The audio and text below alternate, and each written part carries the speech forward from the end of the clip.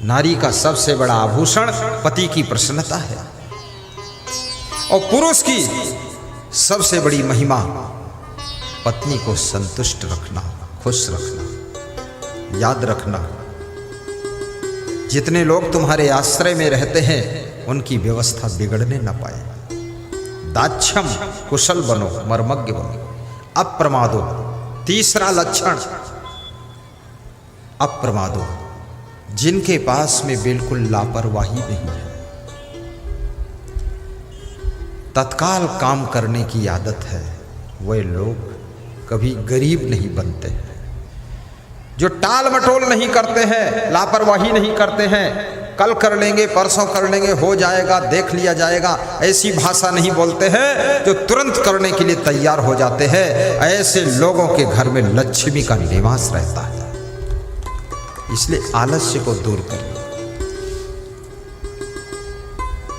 अप्रमादो, धृति अस्मृति, और कहते हैं जिनके पास में धैर्य, बहुत धैर्य है, कभी हिम्मत नहीं टूटती है, साहस कम नहीं होता है, सब कुछ खोने के बाद जिनका धैर्य हमेशा वैसा का वैसा रहता है। याद रखना, महाराणा प्रताप का चित्तौड़ का किला जब मुगलों ने कब्जा कर लिया, जंगल में जाकर के घास की रोटियां बनाकर खा रहे थे महाराणा प्रताप, लेकिन उनका धैर्य और साहस, किला तो छीन लिया पर धैर्य और साहस कोई छीन नहीं पाया। पुनः जंगल में सेना तैयार करके अपने चित्तौड़ के किले को वापस लेते हैं, अपने राज सिंहासन पर विराजमान होते हैं और साथ साथ में मुगलों को खदेड़ कर बाहर कर देते हैं। याद रखना, तुम्हारा धैर्य, तुम्हारा साहस, तुम्हारी हिम्मत खोया हुआ सब कुछ वापस लाने का काम करता है। इसलिए कभी धैर्य को टूटने मत देना।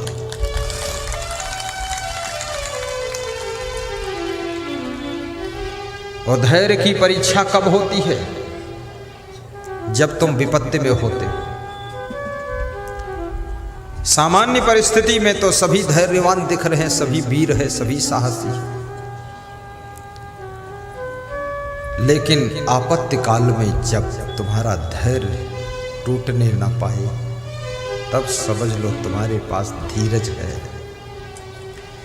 धीरज धर्म मित्र अरु नारी, आपत्ति काल परखिए चारी।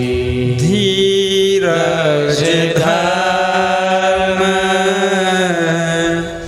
मित्र अरु नारी, आपत्ति काल परखिए चारी।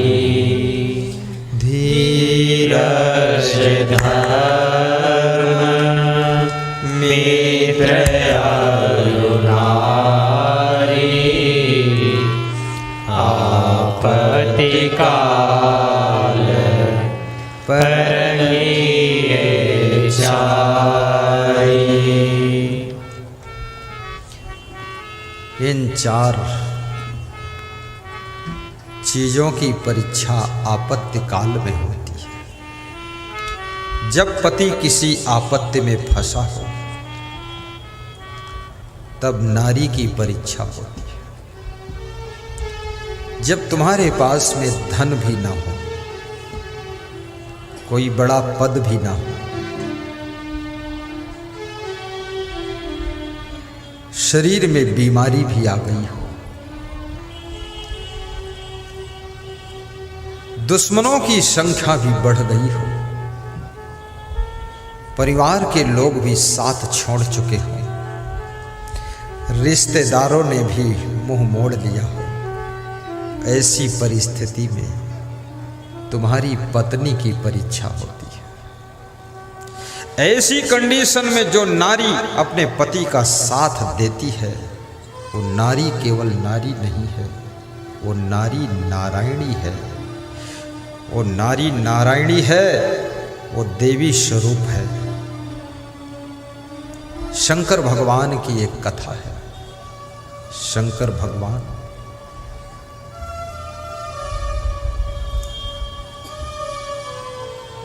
एक बार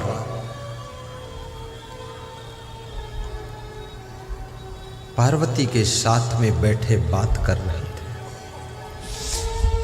शंकर भगवान हमेशा पार्वती को देवी कहते थे और पार्वती हमेशा अपने पति को भगवान कहती थी। पार्वती जी बड़ी सभ्य महिला थी। शिव जी चर्चा कर रहे थे। पार्वती जी पूछती है कि ये आकाश में जो बहुत भीड़ जा रही है, विमानों से लोग उड़ के जा रहे हैं, रोडों पर भीड़ बहुत है, ये सब आज कहाँ जा रहे हैं? इतनी भीड़ पहली बार मैंने देखा। तो शिव जी ने कहा, ये शिव जी के मंदिर में शंकर भगवान का दर्शन करने जा रहे हैं। बोले इतने भक्त लोग हैं आपके? बोले हाँ, हमारे भक्त हैं। तो पार्वती जी ने कहा, भगवान तो आप यहाँ क्यों बैठे हो? वहाँ मंदिर में चल के दर्शन दो। शिव जी ने कहा, नहीं पार्वती देवी, मैं यहीं रहूँगा। ये सब मंदिर में मूर्ति का दर्शन करके चले आएंगे। नहीं नहीं, इतनी श्रद्धा सभी की है तो आप वहाँ चल के दर्शन दो। तो शिव जी ने कहा, ये सब भक्तों की भीड़ नहीं है, इसमें सब मिक्सर लोग हैं, मिक्स लोग हैं। चलो, तुम नहीं मानती तो मैं चल देता। शिव जी गए और शिव जी ने अपना रूप बदल लिया, कोढ़ी का रूप बनाकर बैठ गए।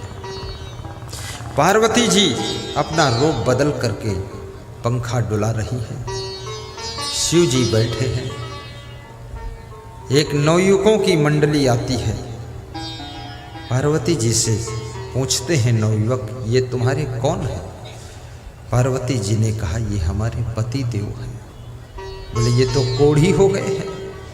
हाँ, ये कोढ़ी हो गए हैं लेकिन अच्छे हो जाएंगे, मैं इनकी सेवा करूँगा। अच्छा, अरे इस कोढ़ी के चक्कर में तुम क्यों पड़ी हो? तुम हमारे साथ चलो, आराम से रहना। तो शिव जी मुस्कुराए, बोले पार्वती ये भी शिव के भक्त आए हैं, तुम बच के रहना नहीं तुमको भी ले जाएंगे। ये भगत है, ठगत है, क्या है? इस सत्संग की भीड़ में भी कोई कोई चोर भी आते हैं, किसी महिला की चैन खींच लेते हैं। कोई कोई चुट्टी महिला भी आती है, वो महिला में ही बैठती है, महिला की चैन ले जाती है। पर सत्संग में और मंदिर में जो चोरी करता है ना, उसको 7 जन्म तक मनुष्य का शरीर नहीं मिलता है, पशु पक्षी की योनि में भटकना पड़ता है। इसलिए मैं निवेदन करूंगा, सत्संग में जाओ, मंदिर में जाओ, वहां दान करना चाहिए, वहां चोरी नहीं करना चाहिए, वहां तो अपने पाप धोना चाहिए, वहां नया पाप नहीं करना चाहिए। तो पार्वती ने कहा, तुम जाओ, हम अपने पति की सेवा करें। थोड़ी देर बाद एक और नवयुवकों का ग्रुप आया। बोले, अरे माता जी ये तुम्हारे कौन है? पति हैं? ये तो कोढ़ी हो गए। बोले हाँ, कोढ़ी हो गए। तो इनके साथ क्यों हो तुम? चलो तुम्हारा दूसरी जगह विवाह करा देंगे, हमारे साथ चलो। शिव जी ने कहा कि शिव जी बोले कि पार्वती जी शांत रहना, परिचय मत देना, देखते रहो क्या क्या हो रहा, तुम्हारी भी परीक्षा हो जाएगी। पार्वती जी ने कहा कि मैं अपने पति को छोड़कर किसी के साथ नहीं जाऊंगी। पति व्रत, सभी व्रत में सबसे बड़ा व्रत पति व्रत और एक पत्नी व्रत है। आप कोई व्रत रहो या न रहो, लेकिन सभी व्रतों का राजा है। साधु के लिए ब्रह्मचर्य व्रत सर्वश्रेष्ठ व्रत है और गृहस्थ के लिए एक पत्नी व्रत और एक पति व्रत ये सबसे बड़ा व्रत है। इसलिए याद रखना, ये व्रत गृहस्थ के लिए तपश्चर्या है। इस व्रत को पूरा करो तो। दूसरा ग्रुप भी चला गया।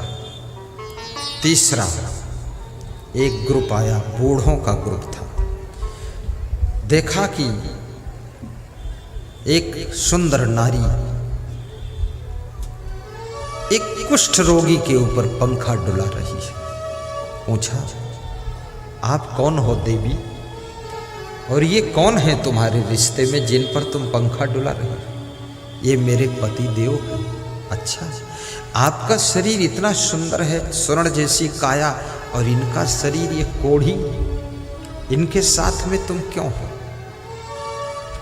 कोई तुम्हें दूसरा अच्छा पति नहीं मिला? पार्वती ने कहा, इनसे अच्छा और कोई पति नहीं। तो एक बूढ़े ने थोड़ी गुड़ निकाली और दिया और 20 रुपये दिए कि ये तुम्हारे कोमल अंगुलियों की सेवा से अच्छे हो जाएंगे, ये दवा से अच्छे नहीं होंगे, ये तुम्हारी कोमल सेवा से अच्छे होंगे। ये थोड़ी गुड़ ये भक्त लाया है, तुम भी खा लेना, इनको खिला देना, और 20 रुपये दे रहा हूँ, कुछ फल खरीद कर इनको खिला देना। ये इनकी सेवा से ही तुम्हें भगवान का दर्शन होगा, भगवान का दर्शन होगा। ये सुन करके शिव जी ने अपना वास्तविक रूप प्रकट कर दिया। पार्वती जी ने भी वास्तविक रूप प्रकट किया। तो उस बूढ़े ने, जिसने गुड़ दिया था, 20 रुपये दिए थे, देख करके खुश हो गया। बोले, आप तो शिव जी हैं, आप पार्वती जी हैं।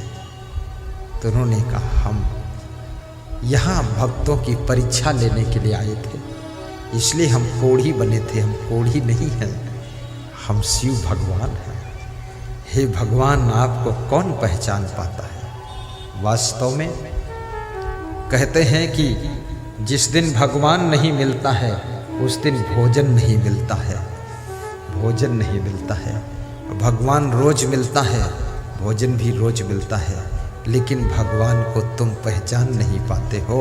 और जिस दिन भगवान को पहचान लेते हो उसी दिन तुम सुखी और धन्य हो जाते हो।